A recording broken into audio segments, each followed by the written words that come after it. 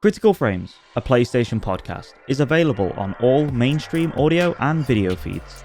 Find out how you can support the show by heading over to patreon.com/criticalframes.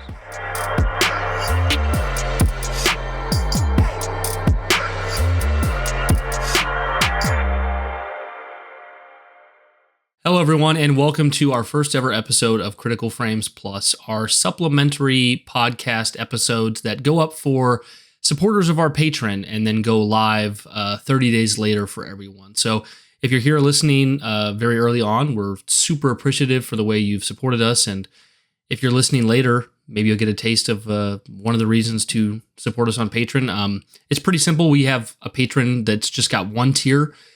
It's the all access tier, $5. You get an extra episode of Critical Frames Plus every month. You get a bunch of Discord benefits, write in a question. You can have your name shouted out at the end of the episode. It's a pretty good deal. It's only $5. So we really appreciate you guys. Thank you for doing that. Like I said, if you're listening here later, you can go over to patreon.com/Critical Frames. But today we are going to talk about Final Fantasy VII Remake. This is a game that is really important to me and one that I've talked to Joe about a lot. Mm-hmm. And we haven't had the time to discuss it after Joe has played it. And we decided, what's a better place to do this than for the first Critical Frames Plus episode? So we're going to discuss here our thoughts on it, our experiences with it, give it a review score, go about an hour, and hopefully you guys enjoy it. I know there's a lot of fans of the series out there, but some of you are probably like, oh, the first Plus episode, some weeb shit. So Wesley will be happy. Yeah, maybe like Metal Gear Solid or something for the next one. We got to go the other direction. Yeah, so definitely. I don't know. Is Metal Gear Solid weeby at all? Or is there just no weebiness there? What do you think? I don't know. I guess it depends on because I think of Quiet from MGS5, and I'm like, that's kind of weeby. I think the most weeby it ever got was in Peace Walker, which was on the PSP. Okay.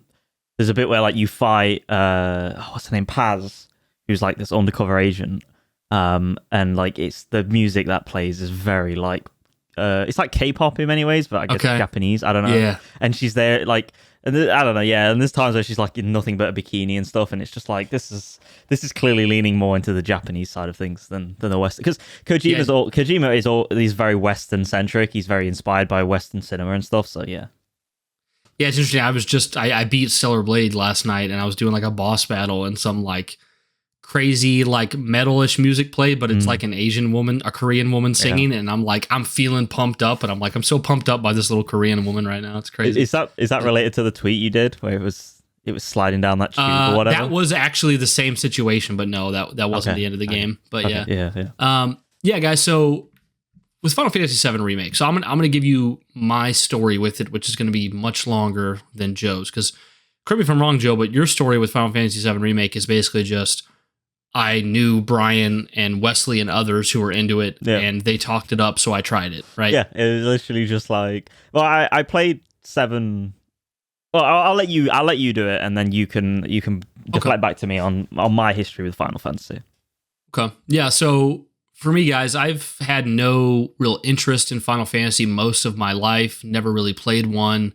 I grew up with them being around me all the time. Friends would have copies of Final Fantasy. People would talk about it in school. I remember being in high school and going to a little get-together where everyone was watching Final Fantasy VII Advent Children, and I was just like, what the heck is this? I don't have any interest in this. And then in 2018, I met my girlfriend who became my wife, and I asked her what her favorite video game series was, and she said it was either Kingdom Hearts or Final Fantasy, and let's be honest, they're just kind of in the same camp, right? They're siblings. I mean, under the same publisher, similar creatives, share characters. Yes, exactly. So when she said she was into Final Fantasy, my immediate thought was okay, well, I know I'm not interested in that franchise at all. I don't even understand it. There's 16 of them, and but then there's ones that don't have numbers, and some are only on Nintendo, and I was I just didn't understand it. But I wanted to be interested in it because of my wife, and she's a gamer, which is cool. So I was I want to get into this, I want to understand this. And she's like, okay, Final Fantasy, all the numbered iterations, they don't connect to each other. They're all their own individual universes. They just share elements like chocobos and Mogs or Moogles, I should say, and stuff like that. But they're not all connected. It's very much an anthology series rather than it is a traditional series. So yeah. So I was like, okay, well, I understand that. And I'm like, okay, well, then there's like Final Fantasy VII. Everyone loves that one so much. I'm like, is that the only one in that series? And she's like, well, no, there's Final Fantasy VII Crisis Core for the PSP. And then there's Final Fantasy VII Dirge of Service for the PS2. Yep. And I'm like, what the heck's Dirge of Service? And she's like, oh, it's this and it's that. And I'm like, oh, she's like, oh, then there's this movie. And then there's this mobile phone game that you can only get in Japan. And I'm just Wild. like, man, you're making me less interested than I've ever been right now. Yeah. And that was 2018. And then fast forward to 2 years later, it's 2020, and we're about a month or so away from Final Fantasy VII Remake. And my friend Josh, who has a friend named Xavier, who I'm also friends with, haven't seen him in a long time, he told me I should try the Final Fantasy VII Remake demo because it was so good. And I was just like, really? Like, I don't care about Final Fantasy VII. He's like, well, maybe Erica would want to try it because she's a fan. I'm like, yeah, well, I'll ask her. And I asked Erica, and she's like, no, I don't want to play the demo if I'm not going to play the full game. And I'm like, okay. But I downloaded it and played it, and I was like, this is pretty good. This demo is pretty good. Like, I'm actually kind of into it, oddly enough. Like, I never would have thought I cared about Final Fantasy VII or Final Fantasy at all. And then I had Erica try it, and she's like, yeah, that is really cool, but it sucks they're splitting the game into 3 parts. Seems like it's just like a way to... Erica's like, it seems like it's just a way to scheme money out of people. And I was like, I don't know. It seems like it's going to be a full-fledged game anyways. And she's like, I don't understand why it would be split unless they just wanted to make money. And so she was pretty down on it. But I played the demo, and I was like, this is pretty cool. So I was like, you know what? COVID had just started, the pandemic. And I was like, I'm going to go ahead and buy it. I'm going to take a chance on it. So I bought Final Fantasy VII Remake, started playing it, got past the demo part, was really enjoying it. Erica started playing it. She was really enjoying it. Couple days in, it's in the pandemic. Neither of us are working. We're making a ton of money because the government's giving us extra money. We're never leaving the house. We're staying up late. We're sleeping in. We're getting fast food to go. We're having a great time. And we're a few days into playing Remake. And Remake just starts, for me and Erica, kind of at the same time, even separately. It was just really hitting for us. Like, this is a freaking amazing game. And it just kept hitting and hitting and hitting until I finally got to the end of the game and beat it. And when I beat the game, I thought, I've talked a lot about like hyperbole and getting caught in the hype. And when I beat the game, my first thought was kind of like, is that the best video game I've ever played in my life? Oh, wow. I was like, is that the best video game I've ever played in my life? And I was like, no, I know that I'm caught in the hype. So it's probably a really good game, but not anywhere near the best. And so I tried to like be smart about it and be humble about it. I ended up putting it like number 25 or 30 in my top 50. What made you, like, at the start, obviously you were so high on it. What made you come down? Was there anything in particular? What do you mean? What do you mean came down? I don't think I said came down. Well, not necessarily come down like in terms of your score, but you left the sort of honeymoon period. Like, what was the thing? Was it just kind of sitting back and relaxing, or was it something that you kind of saw in the game and was like, that kind of brings it down overall, the experience or something? Yeah, I think the main thing is, and like Joe, you've heard me talk long enough that like whether I'm good at it or not is for anyone else to decide. But like I really try to not make judgments on the hype. Like I'll always talk about that, right? So like, I mean, I just sat on it and thought about it, and I was like, okay, well, this is a new experience. It's only one part of a one Final Fantasy game. Yeah. I haven't played the original. I haven't played anything to do with it. Yeah. And the ending of Remake was, by the way, full spoilers for everything Remake and the original Final Fantasy VII here. Right, yeah. But I hadn't played that stuff. And then, the Remake's ending was really, really whack. Like, the game seemed to have this normal cadence of where the story was going and development. And then you get to the last 20, 30 minutes, and then the ending was just insane. So I was like, okay. Yeah. While playing the game, I could tell there was some padding here and there. I know that the section of this entire 40-hour game is covering like a 5-6 hour section of the original. Yeah. So I was like, I can see some of the padding, even though I think they did a pretty good job. And the ending was whack. It's only one part of a game. I haven't played the original. And I was like, okay, I'm gonna give this a 9. I put it like number 30 on my top games of all time, which is crazy because I never liked Final Fantasy. So to put something at 30 was like pretty big. But I managed to talk myself down from it. But I thought when I beat it, I was like, man, maybe this is the best game I ever played. I thought it was so good. Yeah. And so I went right into immediately after beating Remake. I was like, I'm going to play 7, the original. And I know it's old, and I know it's going to be hard to get into it, but I'll use a guide, and I will force myself to beat this game because Remake was so good. I owe it to myself to play the original. So I did. Played through the entire original. It had some rough spots from being old and from like me getting stuck. Yep. But ultimately, as I finished that game, I was like, holy crap, like the original 7 is really good. Like it's so well done. Yeah. And did you use so a guide? I use the IGN guide from time to time. Yeah. Cause with old design, you know, it's like, it doesn't tell you where to go next. It just says. Yeah. Even when I played Metal Gear for the first time, which was on the MSX2, the 8-bit game, like I had to use a guide for that. And sometimes even to this day, like I forget where certain things are and stuff and how to get to certain places. And I'm like, what was it doing again? Same thing. Yeah. I have now beat the original Final Fantasy VII 3 times. And even on the third time, there'd be 1 or 2 moments where I'm like, I don't remember where to go next. And I check like 2 or 3 places and it'd be wrong. And I'd be like, I don't know. And I go to the guide and it's like, oh, I forgot that one little thing. That's how they were designed back in the day. It was made to keep you sort of past rental periods for one. And you were meant to have like, you know, you were meant to read manuals. You were meant to, you know, pick up guidebooks and stuff like that. You know, guidebooks was part of. Like, I'm sure they figured in the income. Yeah, the income of the game. Like, also, how much will we make supplemented from guides? So, yes. Yeah. Anyway, Karen. Yeah. So I played 7 immediately. Beat 7, and I was like, I love 7. Also, the original. And I actually like when I beat the original 7, I was like, I kind of have more respect for this than Remake because I was like, well, it's the full product. Things didn't go off the rail like they did in the Remake at the end. It was all like very consistent. So it's like, okay, I really love 7 as well. So now I'm going to jump into Kingdom Hearts 1 because Kingdom Hearts 1 has Final Fantasy 7 characters in it. Yeah. So I went right into playing Kingdom Hearts 1. I beat that. Then I went into Kingdom Hearts 2. I beat that. So I had like this long stretch of just weeb gaming and really, really got into it. Bryan Weeb Vet. Yeah. And then, and I remember the funny thing was that I was doing my Halo podcast.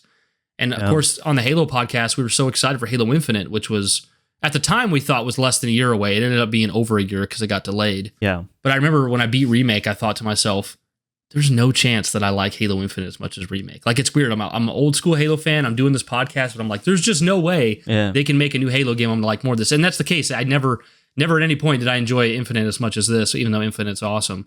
But so basically, as time passed, year, 2 years, eventually, and I think it was 2022, I did me and my friend Josh did a podcast about Final Fantasy VII, and it kind of locked in for me. About 2 years after I beat it, I was like, this is still like 25, 30 on my list. I'm going to go revise my list. I know I like this more. Okay. And I kept bumping it up and up and up and up, and I was like, okay, Final Fantasy VII's in the top 5 now. The only games that I still to this... Yeah, the only games that I still to this day like more are Halo 1, Halo 2, Ocarina of Time, Majora's Mask, and Twilight Princess. So 3 Zelda games, 2 Halo games, and then it's right to Final Fantasy VII. I like it more than Gears and the Arkham games and Fable and all this stuff I loved, grew loving up. You know, Skyrim, it easily surpassed that stuff. So I still have it up there. That's crazy, right? Today. Because like your top 5 or whatever and stuff like that is like ingrained in your childhood in many ways. But that one's not. But that one's not, and it's shot right up. That's pretty special, right? Like, yeah, it is. It's like I didn't think that a game could have that impact this late in the game on me, like this far in my life. Now, to be fair, I do have childhood memories of FF7, but they were through other people, and I was like, party nostalgia, secondhand. Yeah, I was like, that game's stupid. I mean, I remember seeing the cases laying around everywhere. I remember seeing people fly around in the Zeppelin in the game, and like I said, so it's kind of been there all the time. But so I have it really high in my list, and of course, it's still there now. And I was so excited for Rebirth, and Rebirth came out, and I beat that, and I'm still just so in love with the Final Fantasy VII universe.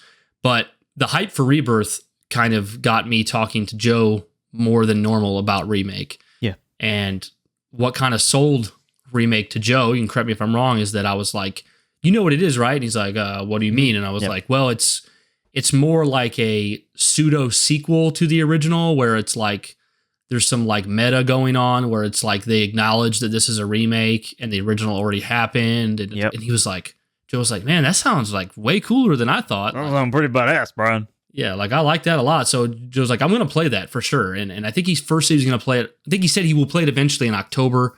And then he beat it around, was it February this year? Oh, I don't know.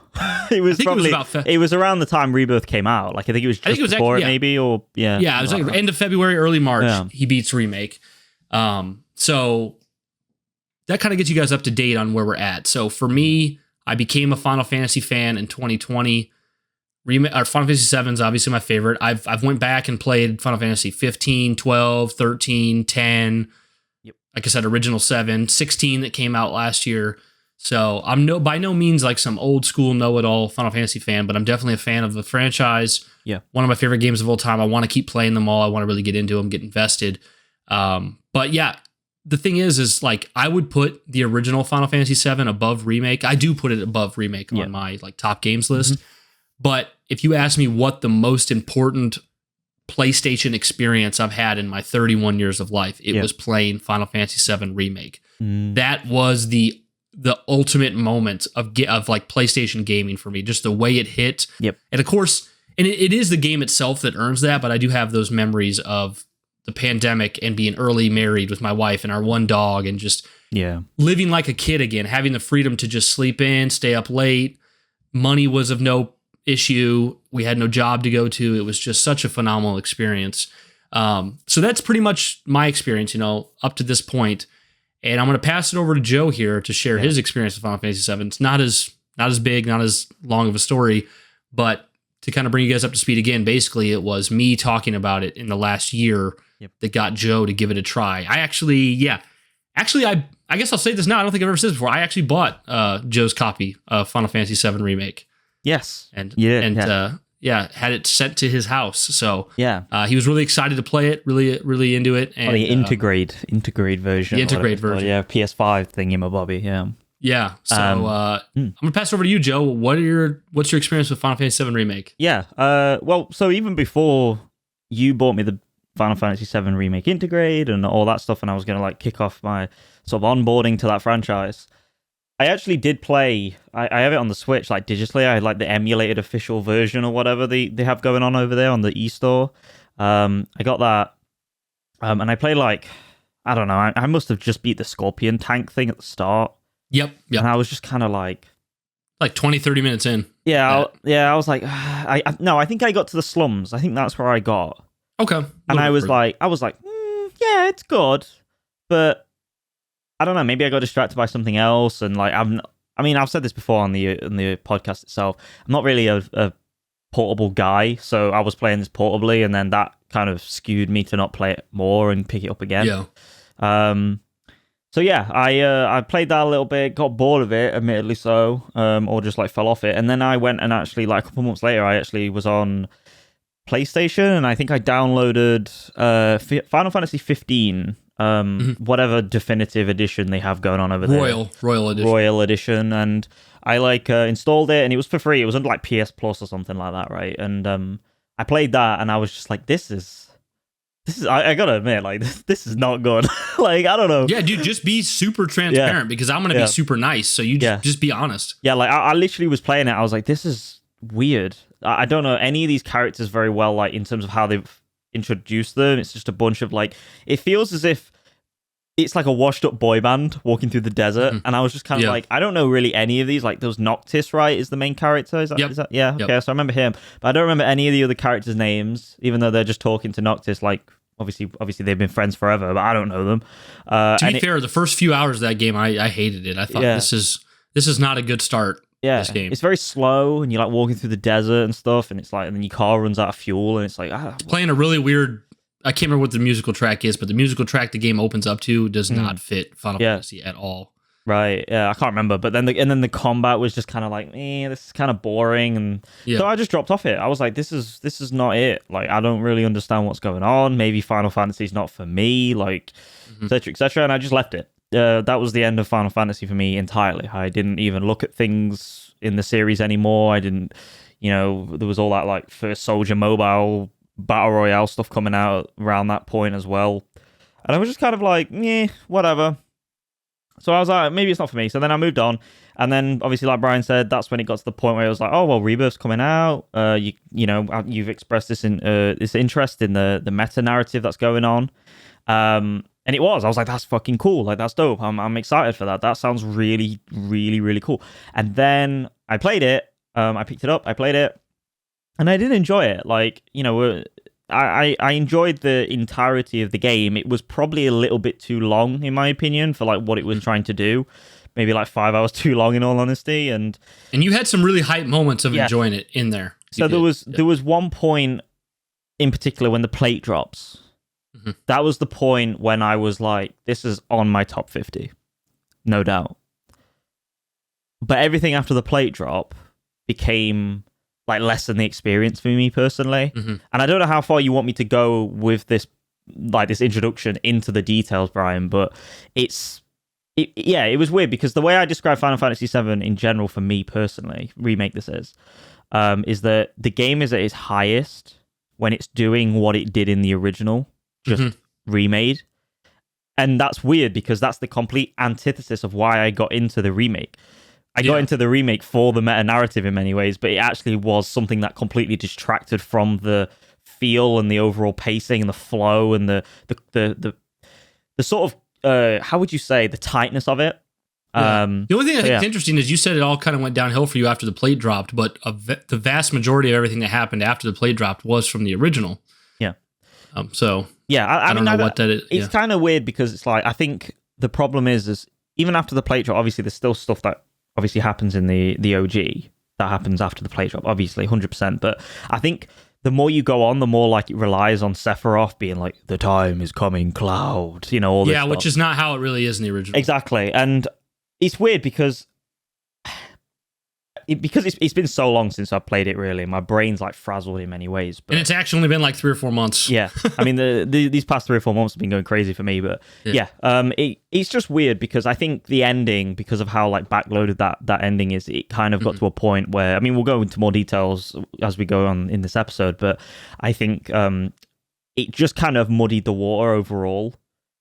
Like I was swimming in the Blue Lagoon for so long, and then all of a sudden I got to like a muddy patch, and it was like, oh shit, I can't go back to the Blue Lagoon now because that's contaminating the water. And that's how I kind of felt with the ending. It felt like I don't know what's going on. There's so many things happening at once. Everything is kicking up like 3,000 times. Like Barrett's dead now, but now he's not. Like it was like wild. Dragon Ball Z at the end. Yes, it's very fast and very crazy, and it's almost like it took like a lot of inspiration from like Kingdom Hearts in many ways and how that does its narrative. I agree. Yeah, everyone said that. Yeah, and I'm not even like a Kingdom Hearts person, but I know like what kind of goes on in those narratives, and it's just like fucking hell, like what's going on. So as a newcomer, it kind of felt like overbearing and too much. You walked away kind of disappointed in the game. I did. I came away like, I think objectively, like the game is a 9 out of 10 for sure. Like I can't give it any lower than that, 100%. But like I came away with it like maybe a 7 for personal subjective, and I was like, yeah. So that's kind of the whole whistle stop tour of my experience with Final Fantasy VII. I don't know where we want to go from here, Brian. Yeah, we'll get into the game in more detail now that we've kind of got like our general back like history with it and kind of our experience with it. I wanted to read through just a few paragraphs of the development here because I've always found this so interesting, and I would have said this in my own words, but since I have it pulled up here on Wikipedia, I'll just read it straight off, and then we can kind of dive into why this is such a special game for so many people. So this is on Wikipedia, the background development of Final Fantasy VII Remake. Says, Final Fantasy VII was developed by Square for the PlayStation console and released in 1997. Its staff included producer, co-writer, and series creator Hironobu Sakaguchi, director and co-writer Yoshinori Kitase, artist Yasuki Naora, character designer and co-writer Tetsuya Nomura, and writer Kazushige Nojima. Apologies for the pronunciations there. The game was a critical and commercial success and established the Final Fantasy series as a major franchise. It was expanded through a multimedia project called the Compilation of Final Fantasy VII, comprising additional games, films, and other media. So back in 1997, for those of you that don't know, the only Final Fantasy games that we had received in the West was Final Fantasy 1, 2, and 3.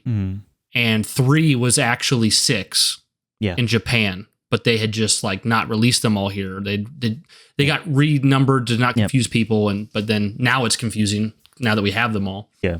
But Final Fantasy was exclusively on Nintendo. But then when it came to the 3D generation, Nintendo said they were sticking with cartridges. They didn't want to go into discs. and because of sticking with cartridges, it was going to be more expensive to produce Final Fantasy VII, and it was going to have less potential for full motion video, soundtrack, the amount of stuff in the game. So in a crazy move, the Sony launched the PlayStation 1 and convinced Square Enix, well, at that time it was just Square, convinced Square to come over to PlayStation. Yeah, Squaresoft.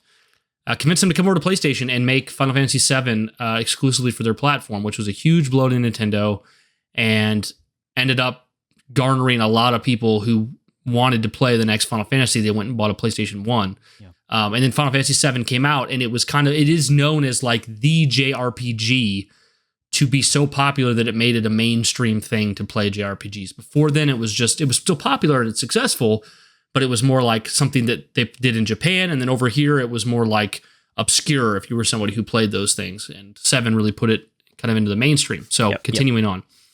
In the early 2000s, Square announced a remake for PlayStation 2 alongside Final Fantasy 8 and 9, but nothing further was heard of the project. This is what I always think is so interesting. When the PS2 kicked off, they just straight up said they were going to remake all 3 PS1 Final Fantasy games, 7, 8, and 9. To me, that sounds like a Herculean task to do. And of course, it never happened, but I'm just like, I don't know why you would say that. Yep. It was abandoned because of the increased challenge of developing on new hardware and would have necessitated cutting content. The staff were preoccupied with developing Final Fantasy XIII and its sequels, and Remake would have been an equally large or larger project, hard to undertake at the same time. Once the Final Fantasy XIII series ended, the team was free to pursue other projects. Kitase claims that since 13, he had been asked multiple times about developing this game.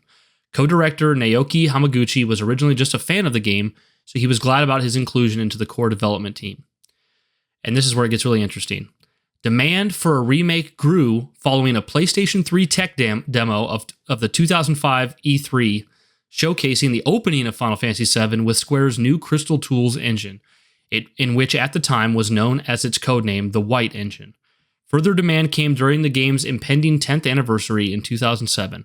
On both occasions, Square denied that any remake was in development, for reasons including their focus on new games, the necessity to cut elements to make a remake manageable, the difficulty of developing for modern hardware, and the amount of development it would require. So not only had they said we're going to remake it for PS2 and then they scrapped it, then they were working on Final Fantasy XIII, which is their first HD Final Fantasy with this new Crystal Tools engine, and they decide to show off their new Crystal Tools engine at E3 by showing off a tech demo of the opening of Final Fantasy VII done in Final Fantasy XIII graphics. You can go watch it. It's crazy to see because it's almost like a peek into an alternate history where we got the remake series in 2007 instead of now. So it's wild to see. So everyone at this point is just like at a fever pitch wanting 7. And then of course 13 comes out, and 13 was... There's a lot of people who love it now, and it's got good scores here and there, but like a lot of people really hated 13. They wanted 7 remake. So one more paragraph for you guys. The remake project began when Final Fantasy producer Shinji Hashimoto broached the subject to Kitase, Nojima, and Nomura. All 3 were reaching a stage of life they defined as, quote-unquote, that age. All felt that if they waited much longer, they might not be alive to or would be too old to develop a remake. And passing the project on to a new generation did not feel right.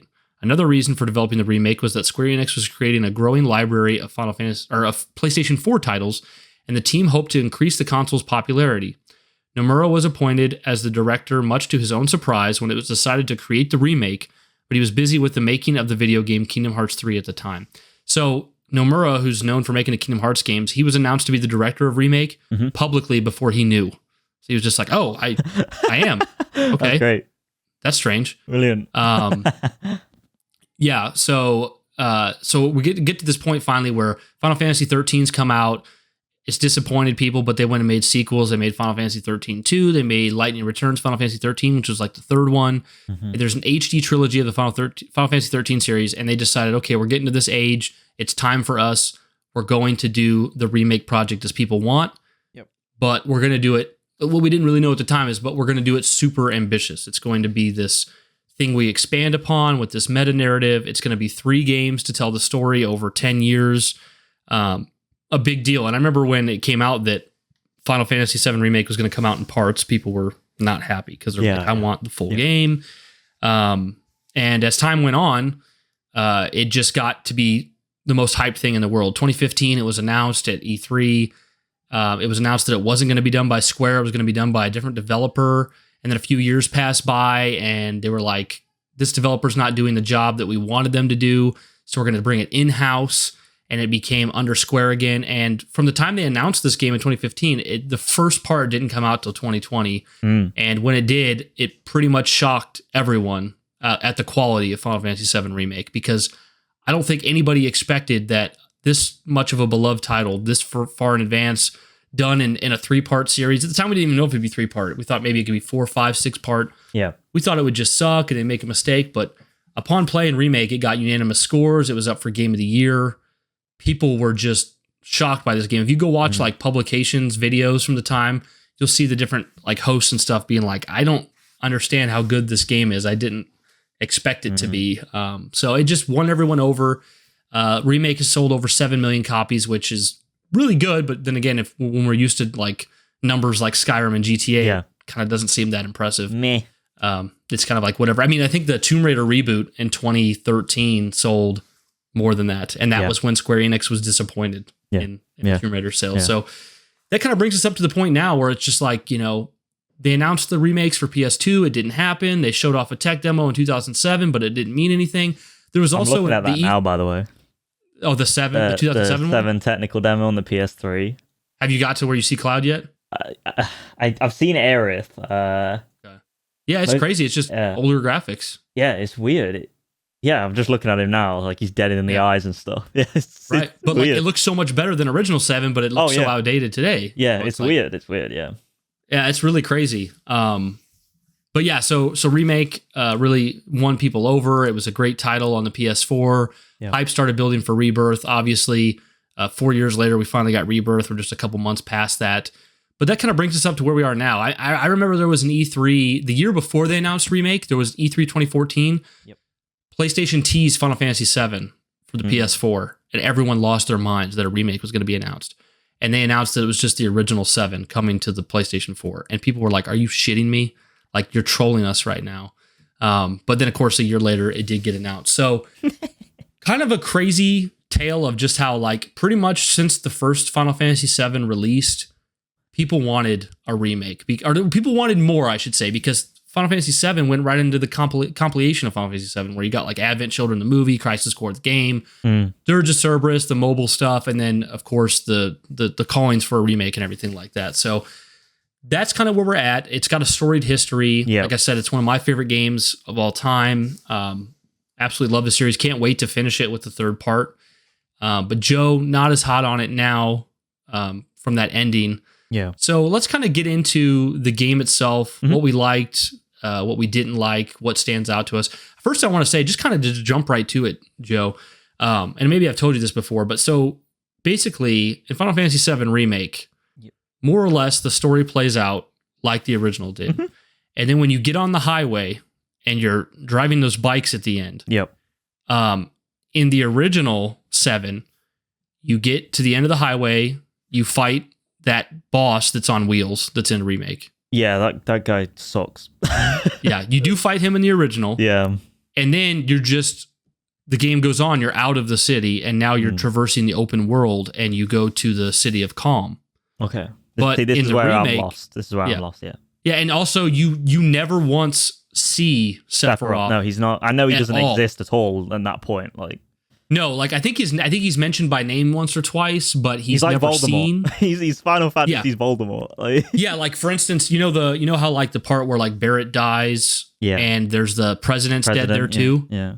In the original, you get captured and you're locked in a prison cell in Shinra. Okay. And you're asleep, locked. Like all the party is asleep in the prison. They don't know how to get out, and they wake up in the middle of the night. And all of the prison doors are open, and there's a blood trail leading from the hallway outside their prison all the way to the president. And they follow the blood trail, which is like super creepy. Yeah. And they get to the president, and the president is impaled with Sephiroth's sword. Okay. But there's no Sephiroth. Right. So they're just playing up the mystery and how scary he is. So I assume Sephiroth did it then. Sephiroth did do it, but of course it gets really like convoluted. For people who really know 7, they'll know what I'm talking about. But the long story is, there's Genova that was introduced. I don't know how much you remember about Genova. Yeah, I remember Genova, that That's the Sephiroth mother was of actually, Sephiroth, isn't it? That's the mother of Sephiroth. Yes. Okay. But it was Sephiroth controlling Genova that actually did it. So in the original this is the thing, right? Like this is the thing to me. Like this is the point where it was just like, what the fuck is going on? Like I mean, granted, this is my fault, but it was like 12, 1 a.m. for me or some shit. I was just wanted the game to be done at this point. Like I was in like part 8, part 9 of streaming the whole game. I was just like, I need this to be done now. And then I got to Shinra's tower, Shinra's presidential like penthouse or whatever office, and it was just like, what? Barrett's dead, but now he's not. And then there's all these wills flying around, and then like Sephiroth's like using those like zombie people like as like a sort of proxy in many ways. It seems like, and it's just kind of like. At the end of Remake, you fight Sephiroth like one-on-one. And then you fight Sephiroth, and like, I mean, we'll get into that more, but it's like, and then it goes into the DLC, right? I went in to play Intermission, and Intermission was like, okay, I could get with this for so long. And then you get like down to the basement level of Shinra's building or whatever, and there's like, what's that guy with the blue smoke and stuff? Nero? Or Weiss and Nero? I can't remember which one. Weiss and, Nero's the guy you fight at the end of Intermission, and it's like, and then it has, and then also you see like, did you see like Geneva or something at one point or something like that? I don't know if that's in the main game or the DLC. I can't remember exactly.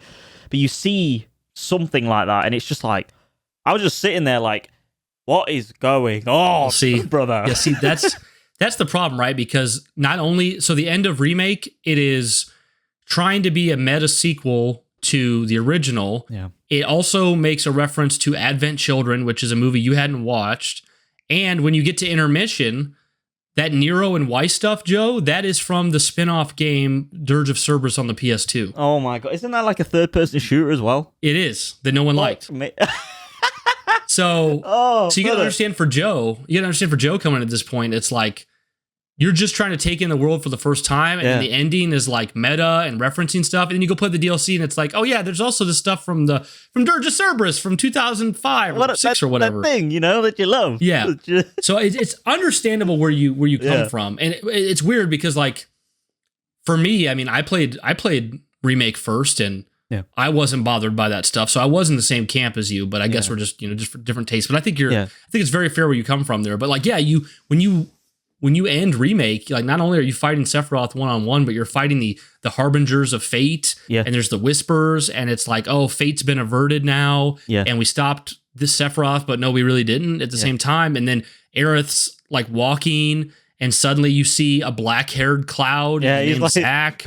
Like, if I didn't know who that was, okay, like, obviously I know because you've told me who he was, but you haven't spoiled anything with it. I can kind of assume, don't tell me, but I can assume where his like fate ends and stuff. But it was just like, wait, what? Like, there's another clown, and then there's Zack's with him, and then he's stepping through. He's like carrying, he's like carrying an unconscious Cloud. The Cloud's also here, and then you see like black-haired Cloud walk past Aerith through like the shadows, and then the game just kind of ends, and you're like, what in the world? When the credits rolled, I was like, okay. Like, so carry on. Whereas, like I said, like in the original 7, you get done on the highway and you just progress to the next town. And then of course Rebirth that just came out a couple months ago, you start in that town. Yeah. So it goes back on pace again, but it's really kind of way out there. So that's really the sore spot for Joe. But I'll go first, kind of speaking from my experience. First time I played this game, first of all, I love the combat system that's in 7. I won't say it's perfect. I'm pretty sure Joe has some issues with it, but 7's combat system to me is just so unique and so fun. It is cool. Because I'm very used to like your typical character action hack and slash. I'm used to Dark Souls. I'm used to straight up turn-based.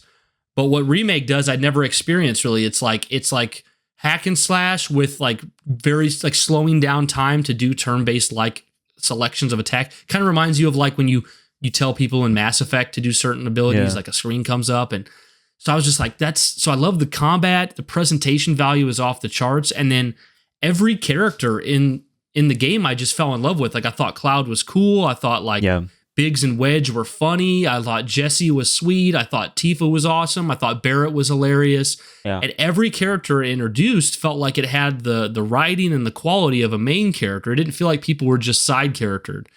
So I loved the dialogue, the characters, the presentation, the combat. The music was blowing my mind. I still think like Final Fantasy VII has one. I'm not saying it's the best, but it has one of the best soundtracks in gaming. It's pretty good, yeah. And then the story just goes on, and the game, and I continue through the game, and the story beats, and kind of what is Shinra, what's Genova, who's Sephiroth, why does Cloud clearly have something wrong with his mind, and all of it intrigued me so much. And when I thought the boss battles were great too. So like by the time I got to the end of the game, I kind of thought to myself, I'm like, everything about this game for the most part is operating on like a 10-10 quality. I noticed that there was some padding. I thought the side quests were really pathetic in the game. I was like, go find some cats. I'm like, okay, it's like whatever. Yeah. But ultimately for me, it was like, okay, a little bit of padding, some side quests. I mean, it mostly just completely landed. And then the remake ending, I did think was like whack and kind of off. But at the same time, I was like, I knew this was coming because I was so confused. I had looked up some stuff, so I knew what they were doing, like a meta thing. Yeah. So I knew it was coming, and then I was like, I got to play the original, and I just got so invested in the lore and the world of the characters. By the time I finished, like I said, it was just one of my favorite games of all time. I mean, I think it's just like certain games you have one element that makes you love it, or two elements that make you love it. But Final Fantasy VII Remake kind of had every element. It's like Super Mario 64. I love Super Mario 64 for the gameplay and for the catchy music, but like, don't give a shit about the story. Don't give a shit about the characters. It doesn't really kind of hit everything like I thought Remake was hitting. It felt like a game that truly was operating at the max level on all fronts. So when I finished it, I just wanted to dive deeper. I wanted to get the books. I wanted to get more games. I wanted to play the original, watch the show. And then I'm like, well, I mean, some of these characters are in Kingdom Hearts. How the heck does that work out? Yeah. I was just very easily like captured down like the deep fan pocket that many do when they play this series. Yeah. But yeah, so I'll kind of pass over to you, Joe. But really the real sticking points of negativity for me was just very underwhelming side content and the padding. And some padding. When I think of padding, I think of like the Ghost Train Yard. I was like that isn't the original, but it's just like one frame you pass through real quick. Yeah. And I thought of like the section where you got to pick Aerith up and the robot hands. Oh yeah. Like stuff like that. I'm like, couldn't we have just cut this out and had like a 30-hour game instead of a 40-hour one? Especially when this is all based off of like a 6-hour section of the original game. But I thought, considering what they were up against, how much time had passed, the expectations, I just couldn't imagine them doing much more. And as far as remakes go, like as far as the angle of like doing something new, like that's kind of meta or kind of sequel like, I think Final Fantasy VII Remake sets the bar for what 100%. You want to do with that. Now, if you're going for like faithful to the original, what sets the bar? I think we're talking more like Dead Space / Resident Evil 4. The Resident Evil 4 changes things up quite a bit. Dead Space is probably like the best, like sticking to it remake maybe. But it definitely did something different. So yeah, I had complaints, but it just became one of my favorite games of all time, and I just loved it. And I'm really hoping that in time, and I'm not somebody who's pushy, but like I'm hoping in time that Joe, plays the original, or obviously he says he will, or gives Rebirth a try. But because I feel like it might not mean to him what it means to me. I feel like there's definitely a lot more that this series can offer than what he's gotten on a first impression. Yeah. So over to you, Joe. Yeah, it would be minuses, pros and cons. It would be a thing that would detriment me massively if I just stayed with what my first impression bundle has been. Because, like, I'm gonna go on to the positives. This game, and this is represented in like what we talk about when it comes to Square's sales expectations and how they lead their projects on various fronts, whether it's Kingdom Hearts or whether it's Final Fantasy or whatever. Like, it is clearly a passion project, and like you've said, it's like the old team coming back together, the old guard, and like putting things together and stuff like that, and like one last hurrah in many ways, one last journey. And I think that's really cool because you don't have that very often nowadays. And that is like one of the best parts about Final Fantasy VII Remake for me, is that you can see every part of it that just feels like it's a labor of love massively. And that can be to its detriment as well, because I think it becomes a little bit not self-indulgent in the sense that it's egotistical or it's up its own arse. It's just that it's self-indulgent in the fact that they've took every single element of what was in that first 5 to 10 hours or whatever the hell in the original game, and like just made it like ballooned it massively. Yeah, like maybe they have such an attachment to the project and they love it so much that they're adding things to the game that maybe doesn't serve the purpose of making the best product that can be sold well. Yes. It serves more like them, which is fine. I mean, I think there's a lot of fans that like that as well, but not all of them. You know? Yeah, and like I have like a buddy who grew up on Final Fantasy VII Original and loved it and stuff, and it was one of his like most defining games as a young lad. And when he played this, it was like it was the best thing since sliced bread ever. This remake, it was like, oh my god, this is my childhood once again, you know. And that's very much like me with the Dead Space remake, or if they ever made like a good Metal Gear Solid remake or whatever like that, you know, like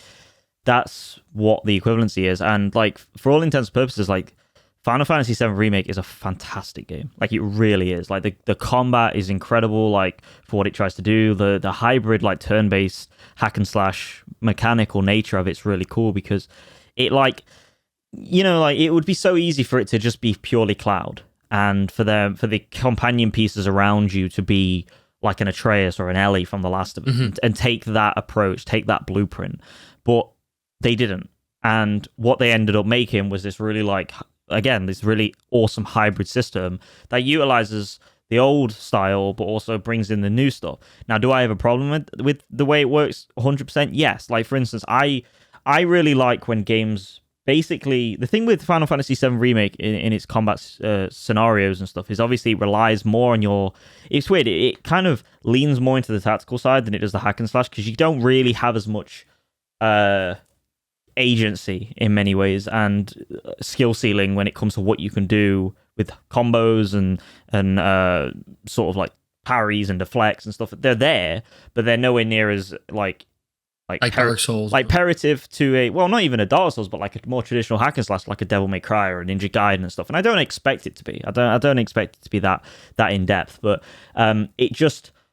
What it ended up doing is like there were certain parts in the game for the combat for me personally where I didn't have an assess. Is it an assess? Is that the word? The ability? Yeah. Where you can read what the weaknesses are. So I only had an assess on Cloud, and then like there was one point where, and I know I could have restarted the checkpoint with this, so like it is my fault, but there's one part at the end where you have Barrett and Aerith, and that's it, and you have to fight this big mech thing at the bottom. That was my least favorite fight of the game. Yeah, and what ended up happening with me is that I didn't have an assess on any of those characters, so I didn't know what this guy's weaknesses was, and I didn't know how to fight him. So it literally became a battle of attrition for so long, dude. That game, that boss fight went on for like 3 times longer than it should have done. Dude, I wonder if like, because me and Erica also hated that boss the most. It took us 45 minutes to beat him because we didn't know what to do. Yeah, and the same went for the house. What's it called? The haunted house, the horror house, the Hell House. Hell House. I was the same way. It was like I didn't understand that like his weaknesses like chopped up all the bloody time. And again, it's my fault that I didn't like, you know, take some time to realize that. You just don't like that approach. But I don't particularly love that approach because, like, in my opinion, if I'm good enough at a game in terms of my mechanical skill on the pad, I should be able to just make that work for me, regardless of whether you shouldn't be railroaded into such a way of playing. But then I also appreciate to like kind of self-analyze and self-critique myself. I also appreciate that this isn't a traditional action hack and slash character. You know, combat game. Like, I 100% understand that, like you said. So I also have to come around to that way of thinking about it. And in the future, when I play Rebirth, because I will eventually play Rebirth, I will be like, well, let's take a little step back here.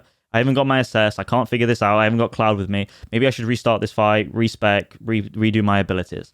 So yeah, for all intents and purposes, the combat is absolutely excellent. I also just loved the way the game's visuals are. It's probably one of the most gorgeous looking video games I've ever played. Not in the sense that the polygon count or the pixels or whatever the hell.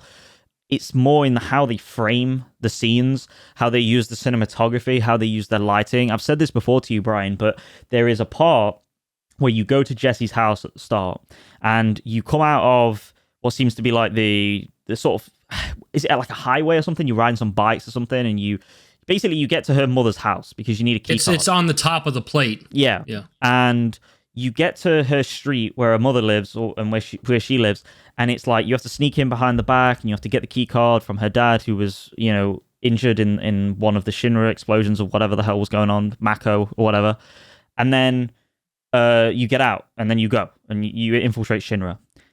in that moment, there's a part where Jessie is specifically talking about how her mother leaves the light on for a wayward soul, or a young girl coming back from, work in the evening, or whatever the hell. And when you look at the lighting, her mother's house is like a nice, warm yellow, welcoming warm yellow. And then if you look in the background, as you come up from, like, again, the motorcycle stuff that you've just been to, or whatever the hell you've done, you see Shinra Tower, like, up in the distance. And the camera is, like, placed at such a low angle behind cloud, just naturally. And you are such a small figure in imposing. It's imposing, and you're seeing that juxtaposition between the corporate level and you as like a sort of lowly sort of.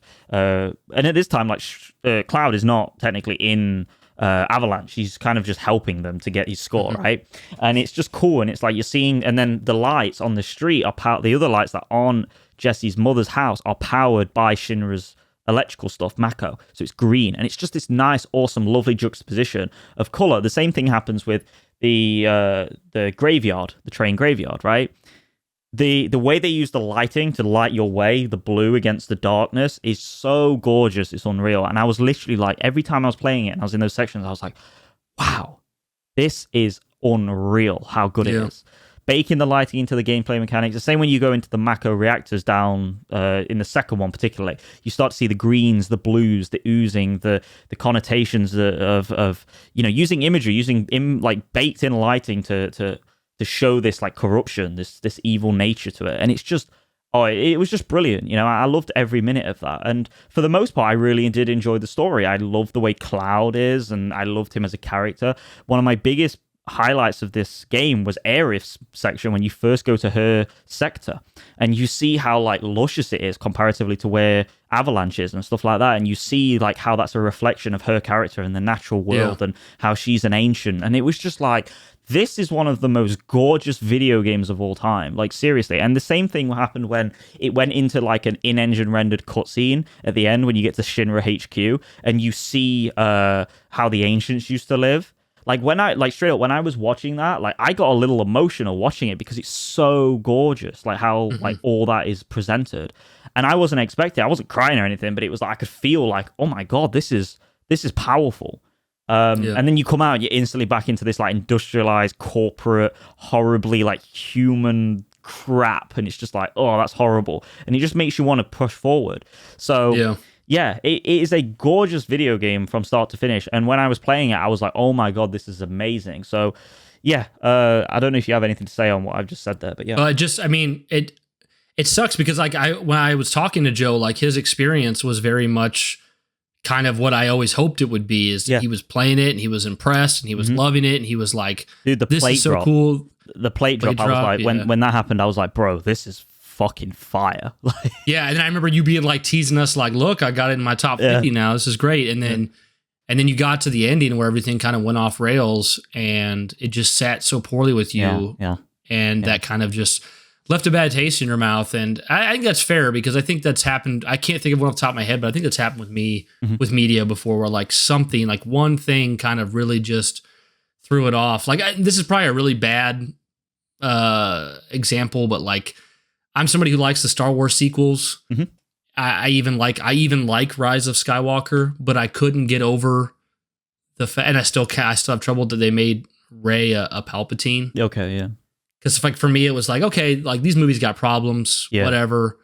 But Rey was I thought Rey and Kylo were like consistent threads through the trilogy of like the quality. And then at the end, it's like, Rey's not really no one. She's Palpatine's granddaughter. And it's like when it ends and she's like, my name's Rey Skywalker, I'm like, a little bit of a cop out, maybe. Well, I was like, you don't know how profoundly I would love her to be Rey Skywalker, who takes up the name after she was trained by them as a no one. Sure. But as a Palpatine, you've kind of undermined the entire, like that has no, like there's no symbolism there for me. Sure. There's no, it doesn't elicit any good vibes or feelings in me. It just feels like this is super muddy and not well thought out. And I can see how Remake would be the same way, where it's like you guys are building, you're lining up the pieces, and then you end like this, and it's like, you want me to be excited for the next part, which is why I think, if you eventually play the original, it'll be like, okay, this is such a better flow. Because I mean, imagine just getting to the end of that that highway and just continuing your journey in a new city. Weird.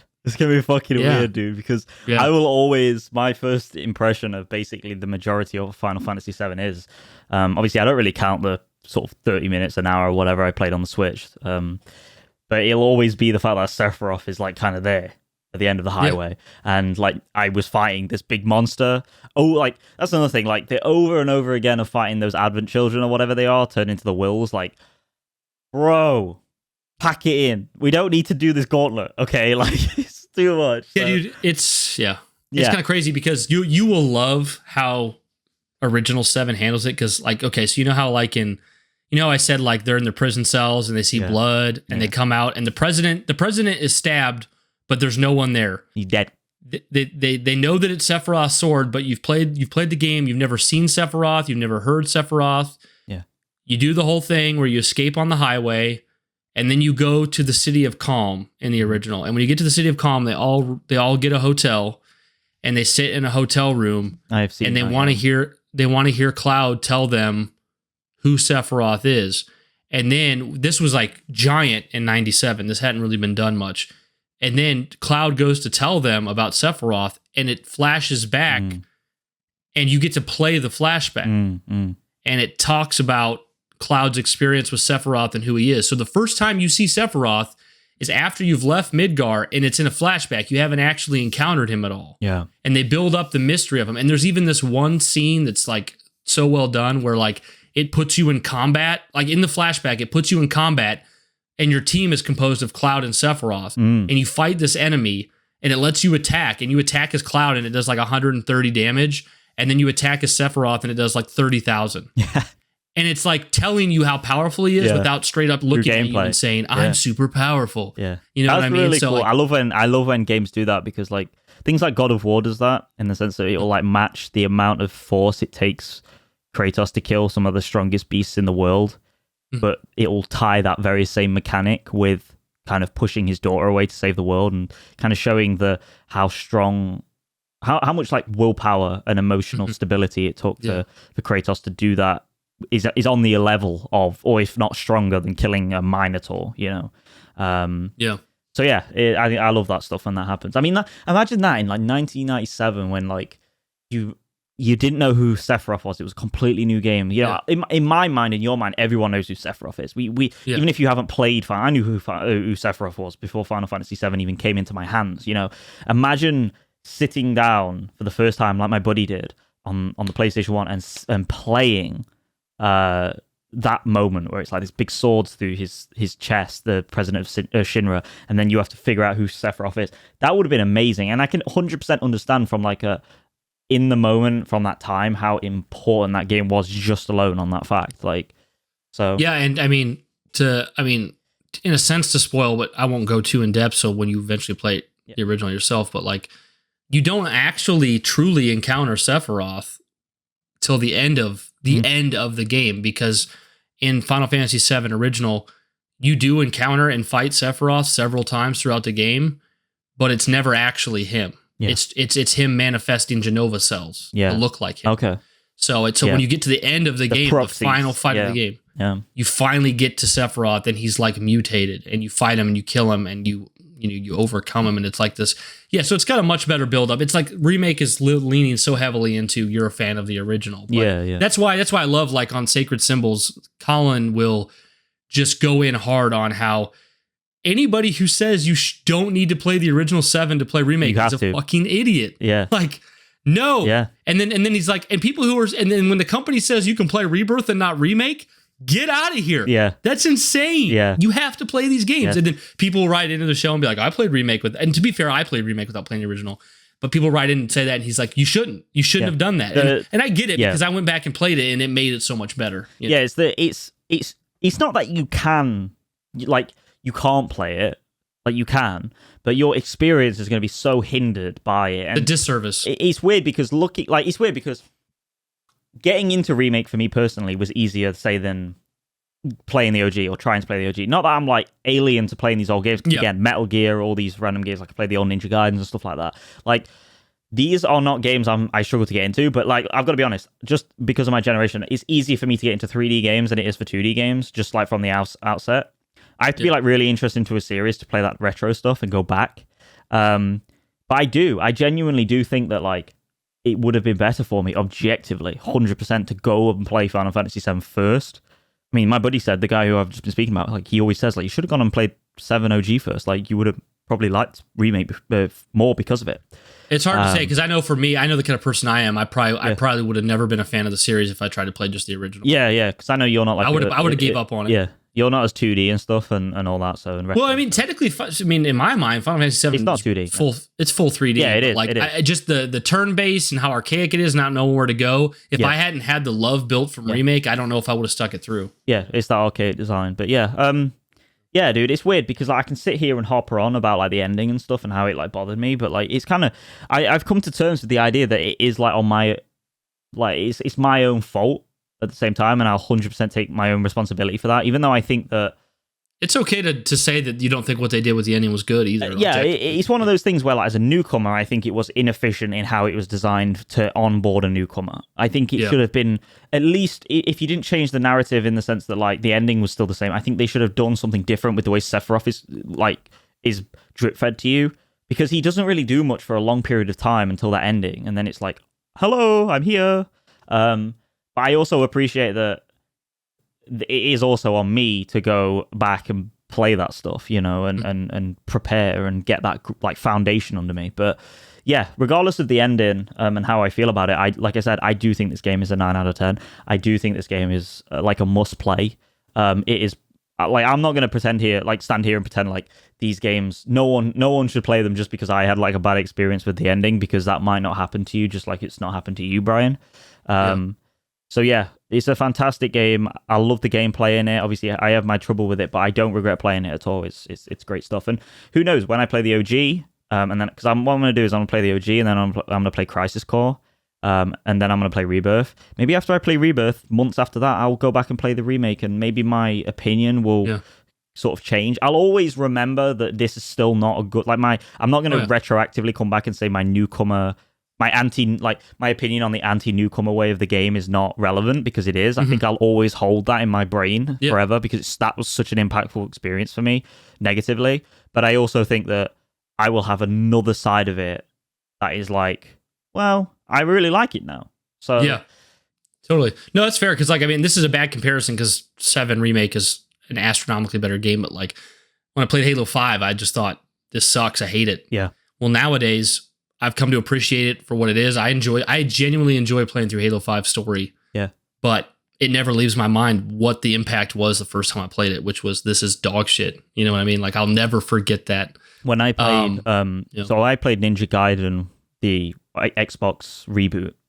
Yeah. Originally on the Xbox original. And then I went and played Ninja Gaiden Black on the Series S over there on stream. And when I played it, I never got to grips with the way the combat worked. I never got it. I never really liked the story and stuff. And I remember speaking to Corey in the Discord about it and saying, it's not that great. I don't like it. It's not aged as well as I thought. Went back and played it like a month later.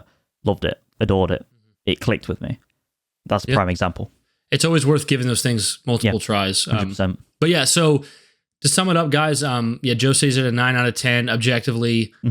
Subjectively, you're like a 7, right? Yeah. For me, I'm objectively at a 9, and then also like just personally at a 9 as well. I don't think, I mean, there is that sentiment of like, I love it so much that it is like personally a 10 in a sense, but like, to me, there's enough issues with it as a singular product that I just feel like it's a 9 any which way you look at it. But because like the original to me is obviously a 10, in the of course laid against the fact that it came out in 1997. But I guess to finish up here, Joe, I'll just ask you 3 questions and we'll get out of here. Favorite character in the game, character that you hated or were annoyed by, and favorite story moment. If you want me to start because you need time, I can. I think my favorite character, I like Barrett. I'm gonna go with Barrett. Like, I think that's a great character. My top 3 is Aerith, Barrett, and Cloud. like join for different reasons, but I love Barrett. I love that like hard outer shell that he has, but deep down he's very soft and tender and stuff. I think that's brilliant. I was like actually really annoyed when he died and then came back to life. I was like, no. Yeah, which is not in the original game. No. But like it was like, can't do that to my man. Yeah. What was the other one? Most annoying character? Character that either annoys you or you hated or didn't like. I'm probably gonna get a lot of stick for this, but is it Wedge? Is it the heavy one, right? The heavy guy that always thumbs up. Yeah. I like him a lot. I don't know what's going on with that guy. Just pack it. No, actually, take that back. Wedge is all right. Yuffie, fuck her. Oh, I do like. Honestly, I do not like. She's so Yuffie. anime. It's not that. She's just an arsehole. When I played Intermission, Jessie's like on the porch, like injured. Yeah. And she's like, I don't want to talk to anyone. Leave me alone. Like, and then Yuffie's like, you're an idiot. You're a lazy person. Play Fort Condor with me. And it's like, dude, just leave her alone, please. Dude, like, you're gonna hate Yuffie so much more in Rebirth. I don't rate her at all. I think she's annoying. And then what's the third question? Sorry? Favorite moment of the game, like story or section of the game. It sounds like it was the plate falling for you, but I think it's the plate falling, but I'd honestly say it wasn't the plate, because the plate falling and like the Aerith stuff was all around the same time for me. So I honestly think the best part of that is just meeting Aerith in the church, going to her sector, seeing how beautiful everything is. That's when I knew the game was special to me. Yeah. That was very similar. That was the point where I was like, this is potentially like, wow, like, oh my God, top 50 right now. Like, I love it. Like, I love her character and everything. So yeah. Yeah, absolutely. That was the moment that really made me know like the game was super special. But I think my favorite, it's kind of corny, I guess, but like my favorite thing about 7 is just the opening. I mean, just the whole entire, the opening all the way till destroying the first reactor is just such a adrenaline rush of awesome. One thing I will say is the sound design is absolutely immaculate, especially at that start when the reactor blows. It's like, oh shit! Like again, there's a part of me on stream where I'm like, holy fucking shit. Like, I'm just like, wow. Like, see, and that's what's so cool too, is because as it goes on, then Jessie's upset because she's like, I know I didn't put that much explosive in there. That shouldn't have happened. And then it turns out that like Shinra blew it up. Yes. You know, that's not. What's the guy's name? The second hand? Heidegger? Heidegger, yeah. The guy with the mask. He's Marcus Phoenix. Yeah. Yeah, it's literally the same actor as Marcus Phoenix. Is it really? Wow. Yeah, same guy. Okay. Favorite character for me is Cloud. Very boring again. He's just such a likable character. He's because he's like, he's got that like hard badass vibe, but his actual true self is he's like a subconscious nerd. That's really what he is. Like, so Cloud's awesome. A character that I liked the least, it was Roche before I played Rebirth. You know, is that Roche the guy on the bike? That's the guy on the bike. The guy who seems like he wants to stick his junk in his own tailpipe. Yeah, he's very homoerotic, that guy, isn't he? Yeah, I thought he was so stupid when I first played Remake. I didn't mind him. I thought it was funny. Well, because of what they did with him in Rebirth, I actually like him now. So he's a new character as well, isn't he? Sorry, he's a new character. Yeah, he's not at all on anything prior. No. So least favorite character then, if you don't count him, man, that's tough. Because like even like Don Corneo, who's awful, he's still fun because he's so awful. You know who that he makes me. He's skeezy. He like naive, dude. It's like he's like a horse. I don't know, man. Least favorite now that I take Roche out. That's really. I think the cast is so great. I guess I'll just stick with Roche because Roche, outside of the context of, and I'm not going to say that, I'm not going to spoil anything obviously, but it's not like something mind blowing happens in Rebirth. It doesn't. But because of Rebirth, I've come around to him. But like, he was the sore spot for me when I first played remakes. So, yeah, cool. But guys, that is your first episode of Critical Frames Plus. We'll have one of these every month. For everyone who is a patron, you'll be able to listen immediately, watch it immediately. It'll go up for everyone 30 days later, but then at that point, we'll have a new one to go up for our patrons. So if you guys could write in or let us know what you thought of, I guess, just Critical Frames Plus in general, what you thought of Final Fantasy VII Remake, what your experience is, if you liked the original. Yeah, we would love all that stuff. We really just appreciate you guys, and we're gonna continue to bring content, and hopefully you feel like the $5 is worth it for the stuff you're getting.